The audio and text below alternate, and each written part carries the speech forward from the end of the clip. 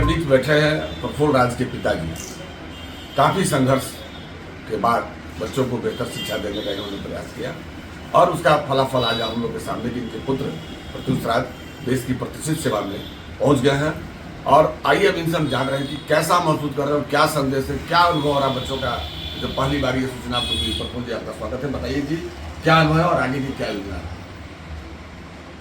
कैसा महसूस कर रहा है? आगे की योजना में जो तैयारी चल रही थी उसमें हमें लगता है कि बच्चे का जो धैर्य है उसके साथ साथ जो अभिभावक हैं उनको ज़्यादा धैर्य की ज़रूरत है। अचानक किसी कारणवश किसी भी बच्चे का रिजल्ट यदि गार्जियन के सोच के अनुरूप नहीं आता है, वैसे स्थिति में अधिकांश गार्जियन अपने बच्चे को टॉर्चर करते हैं, दबाव बनाते हैं। उस समय बच्चे पे क्या गुजर रही होती है इसका उनको आकलन नहीं रहता है। इसलिए उस समय और ज़्यादा ज़रूरत पड़ती है अभिभावक के रूप में कि किसी हम पे हमारी जब ये स्थिति है तो वो बच्चा क्या कर रहा होगा, इसके बारे में अभिभावक को प्लानिंग बनाना चाहिए, योजना बनानी चाहिए और इंतजार करना चाहिए। दबाव के रूप में कभी भी काम करेंगे तो उसका रिजल्ट कभी भी विपरीत जा सकता है। ज़्यादा सब उसमें उम्मीद रहता है। बच्चों को पढ़ाने में तो काफ़ी संघर्ष आपने देखा होगा, क्योंकि आप कोई सरकारी सेवा में है नहीं।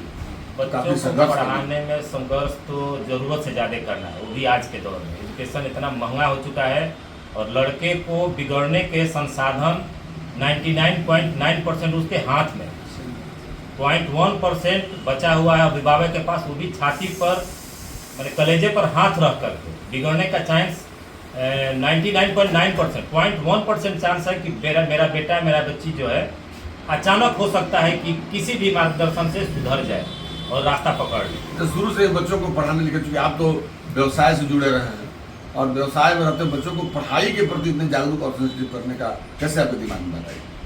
इसके विषय में हम कहना चाहेंगे कि हमारे जो अभिभावक हैं, मेरे पिताजी और मेरे दादाजी, उन्होंने जब हम उस पीरियड में थे, 5th क्लास में पढ़ते थे या उससे नीचे थे, उन्होंने हमारे ऊपर पढ़ाई पर इतने ज़्यादा खर्च किए हैं कि उसका उनके सोच के अनुरूप वो रिजल्ट नहीं आ सका। हमने ये प्रयास रखा कि जो पढ़ाई के दरमियान हमसे कमियां हुई हैं उनको बच्चे मैंने स्टार्टिंग पीरियड से ही उन कमियों को उनमें हम दूर करते आए और बच्चे का इस फील्ड में जाना 10% भी रुचि नहीं था। इसके लिए हमने ऐसी योजना बनाई बिना बच्चे से बताए कि उसके दिमाग में ये बीज कैसे जनरेट हो।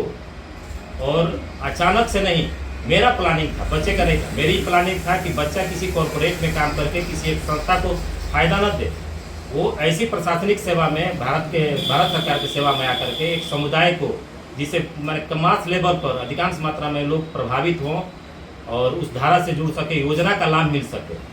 और इस रूप में हमने काम किया। मेरे बच्चे का प्लेसमेंट गेट में मेरे बेटे का रैंक आया था 197। उसके बाद प्लेसमेंट की भरमार पड़ गई, अच्छे से पैकेज आ रहे थे, लेकिन कभी भी हमने ये नहीं कहा, हमने अपने बच्चों को यही कहा कि बेटा हम एजुकेशन में सबसे ज़्यादा निर्धन हैं और ऐसी उपलब्धि हासिल करनी है कि हमको मैंने कहीं जा करके अपना परिचय न देना पड़े, बच्चे का मोहताज न। आपने सुना कि एक पिता का सपना था कि जो कमियां हमारे अंदर रह गई वो मेरे बच्चों में न रहे। तो यह सपना आज फलित हुआ है। हर पिता के लिए इनका संदेश है, यही है कि पिता अपने सपनों को खुद नहीं पूरा कर सके तो वो सपने अपने बच्चों में और आज इनके बच्चे ने वो सपना पूरा किया है। शिक्षा के प्रति इनके पिताजी के जमाने से ललक थी, काफ़ी पैसा इनके शिक्षा पर खर्चा हुआ, संयोगवश बेहतर सेवा में नहीं जा सके तो अपने सपनों को उन्होंने बेटे में साकार किया, बिना बताए साइलेंट किलर की तरह बच्चों को मदद करते रहे और आज बच्चे और देश की प्रतिष्ठित सेवा में देश की सेवा के लिए तत्पर है। हमको लगा कि हमारा परिवार में एक ऐसा होनहार बच्चा निकला जो हम लोग को पूरा परिवार का नाम रोशन किया। हम चाहेंगे कि आगे बढ़े, पीछे पीछे जितने हमारे बच्चे हैं सब आगे बढ़े और अपने साथ लेकर खींचे। इसीलिए सर को ले चल रहा है कि भाई थोड़ा बच्चे सब मोटिवेट हो। और उनका स्वागत और सेंट्रल स्कूल से स्टूडेंट्स को मैंने लेकर के आया और सर से मिलवाया और सभी स्टूडेंट्स इन लोगों को काफ़ी धन्यवाद दिए और मैं सम्मानित किया और धन्यवाद दिया। और सभी स्टूडेंट्स को ये गाइडलाइन दिए कि कभी सभी स्टूडेंट्स अगर अच्छे से पढ़ाई करते हैं तो यूपीएससी की तैयारी या कोई भी कंपटीशन सक्सेस हो जाएंगे। इसलिए सभी स्टूडेंट्स को मैं लेकर के आया और इनसे सर से मिलवाया और फिर मैं अपने स्कूल में लेकर के जा रहा हूँ कि ताकि सभी स्टूडेंट्स को हमारे स्टूडेंट्स को गाइडलाइन दे और सभी स्टूडेंट पॉजिटिव हो पढ़ने में, और पॉजिटिव हो जाएगा पढ़ने में स्टूडेंट तो कोई भी अफसर बन जाएगा कंपटीशन में। धन्यवाद। हमारे बीच क्या लग रहा है कि बिहार सरकार के जो पढ़ाई लिखाई का जो शैली है उसके माध्यम से बच्चों में कितनी प्रतिभा बढ़ रही है, और आपके घर का लाल निकला हुआ तो क्या संदेश देना चाहते हैं? ये तो बक्सर में खुशी का माहौल है।